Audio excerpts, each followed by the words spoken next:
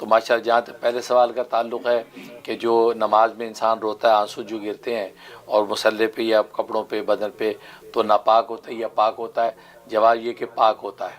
کہ آنسو جو ہے خاص طور پہ نماز کے اندر آنسو ہیں وہ تو نہ صرف پاک ہیں بلکہ وہ تو بابرکت بھی ہیں، کیونکہ وہ انسان جو ہے جنت یا دوزخ کے ذکر پر روتا ہے، خدا کو یاد کر کے روتا ہے، تو اس لیے آنسو جو ہے وہ ناپاک نہیں ہے۔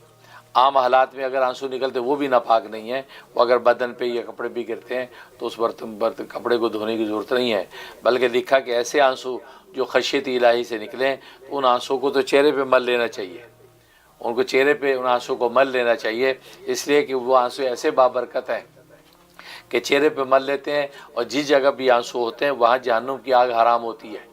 لہٰذا اس کو چہرے پہ مل لینا چاہیے، کپڑے سے صاف کرنے کے بجائے چہرے پہ ملنے تک کا جو ہے لکھا ہے، تو یہ بہت بابرکت آنسو ہوتے ہیں، تو وہ جو ہے ناپاک نہیں ہیں۔ ایون ہے کہ انسان جو ہے نزلہ زکام جس سے انسان کی ناک کی ریزش اگر گر گئی ہے تو وہ بھی ناپاک نہیں ہے،